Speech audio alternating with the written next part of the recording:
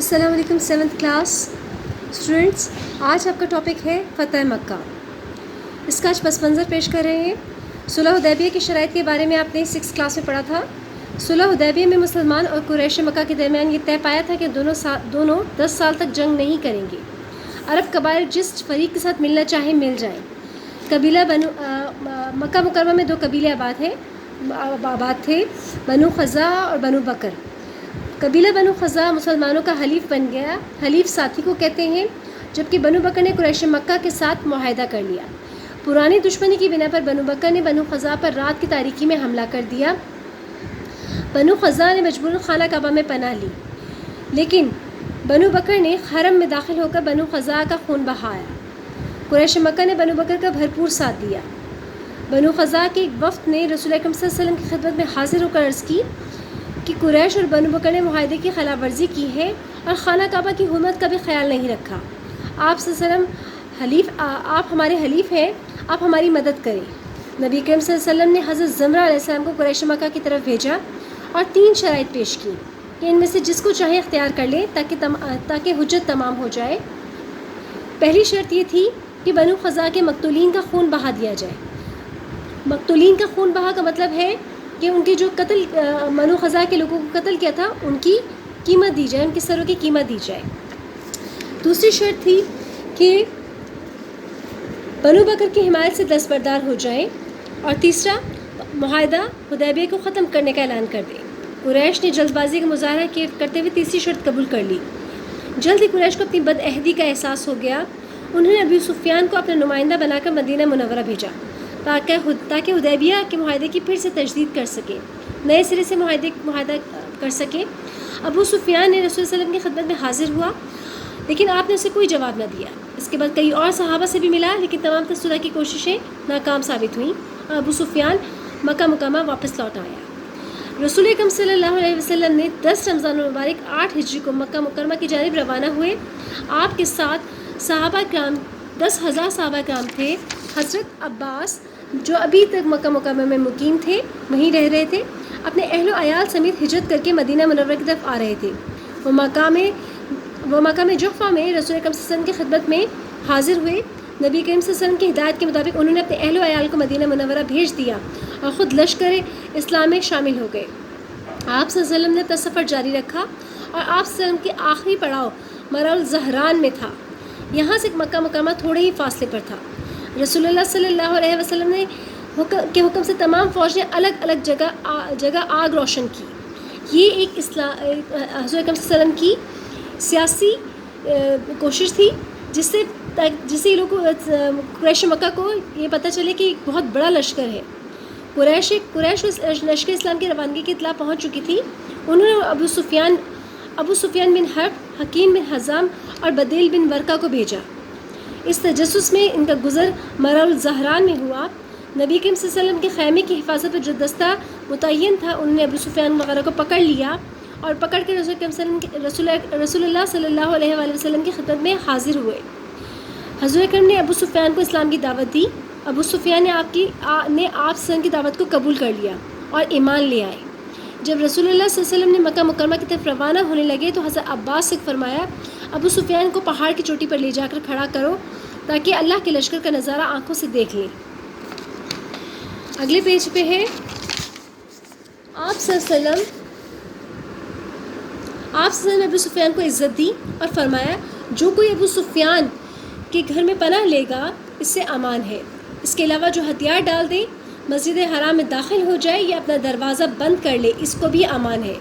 حضرت ابو سفیان تیزی سے مکہ مکرمہ پہنچے اور رسول اکرم صلی اللہ علیہ وسلم کی طرف سے امان کا پیغام لوگوں کو دیا اور قریش مکہ کو بتایا کہ ان میں مسلمانوں سے لڑنے کی ہمت نہیں ہے۔ حضرت اکرم صلی اللہ علیہ وآلہ وسلم مکہ مکرمہ میں داخل ہوئے۔ آپ نے اسلامی لشکر کو 4 حصوں میں تقسیم کیا۔ حضرت خالد بن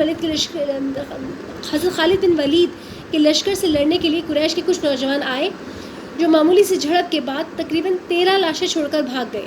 اس کے بعد حضرت خالد بن ولید مکہ مکرمہ کی گلی کوچوں سے ہوتے ہوئے کوہ صفا پر حضرت اکرم سے جا ملے۔ اس کے بعد رسول اکرم صلی اللہ علیہ وسلم نے انصار و مہاجرین کے ساتھ مسجد حرم کے اندر تشریف لائے، حجر اسود کو بوسہ دیا اور اپنی اونٹنی پر بیت اللہ کا طواف کیا۔ طواف کے بعد حضرت عثمان بن طلحہ نے خانہ کعبہ کی چابی لی. اس وقت آپ صلی اللہ علیہ وسلم کے ہاتھ میں ایک کمان تھی اور بیت اللہ کے اندر 360 بت رکھے ہوئے تھے. آپ اس کمان سے خانہ کعبہ کے اندر رکھے ہوئے تمام بت گرا دیے اور آپ ٹھوکر مارتے جاتے اور کہتے جاتے جاء الحق کا حق آ گیا وزہق الباطل اور باطل مٹ گیا ان الباطل بے شک باطل کانا زہوقا مٹنے والا ہی تھا. آپ صلی اللہ علیہ وسلم نے خانہ کعبہ کے اندر نماز ادا فرمائی اور باہر تشریف لائے. قریش مسجد حرام میں صفیں باندھے کھڑے تھے. آپ صلی اللہ علیہ وسلم نے اللہ تعالیٰ کی حمد و ثنا کے بعد قریش سے فرمایا قریش کے لوگوں تمہارا کیا خیال ہے, میں تمہارے ساتھ کیسا سلوک کرنے والا ہوں.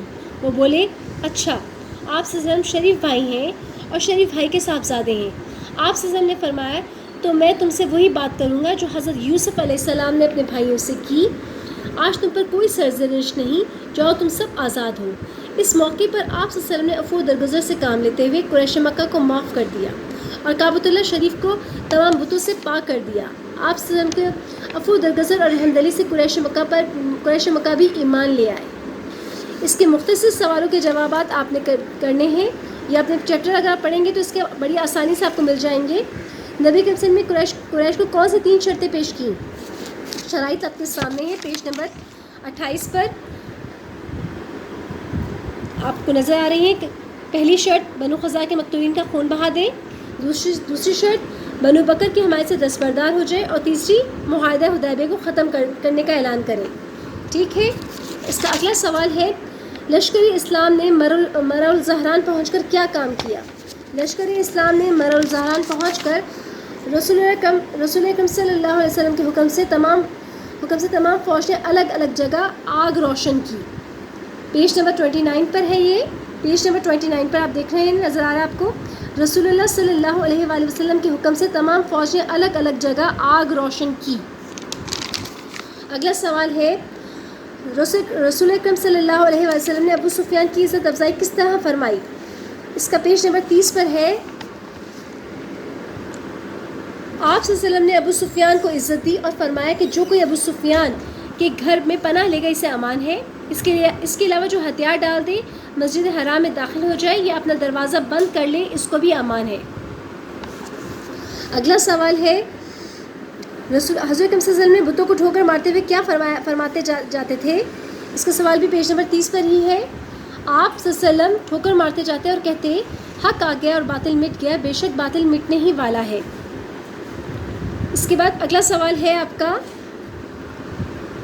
حضور اکرم صلی اللہ علیہ وسلم نے قریش سے خطاب میں کیا ارشاد فرمایا؟ حضور اکرم صلی اللہ علیہ وسلم نے قریش سے خطاب میں کیا ارشاد فرمایا؟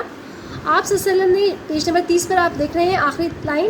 آپ صلی اللہ علیہ وسلم نے اللہ تعالیٰ کی حمد و ثنا کے بعد قریش سے فرمایا قریش کے لوگوں تمہارا کیا خیال ہے, میں تمہارے ساتھ کیسا سلوک کرنے والا ہوں؟ وہ بولے اچھا, آپ صلی اللہ علیہ وسلم شریف بھائی ہیں اور شریف بھائی کے صاحبزادے ہیں. آپ صلی اللہ علیہ وسلم نے فرمایا تو میں تم سے وہی بات کروں گا جو حضرت یوسف علیہ السلام نے اپنے بھائیوں سے کہی, آج تم پر کوئی سرزنش نہیں, جاؤ تم سب آزاد ہو. یہ آپ کی تمام مختصر سوالات پورے ہو گئے. اس کے بعد خالی جگہ پر ہے, یا آپ خود سے اس کو تلاش کریں گے اور پورے چیپٹر کو کم سے کم 2 مرتبہ اس کی ریڈنگ کریں, اور کیونکہ اس کے بیچ میں سے بھی آپ سے خالی جگہ پر یا سوالات پوچھے جا سکتے ہیں.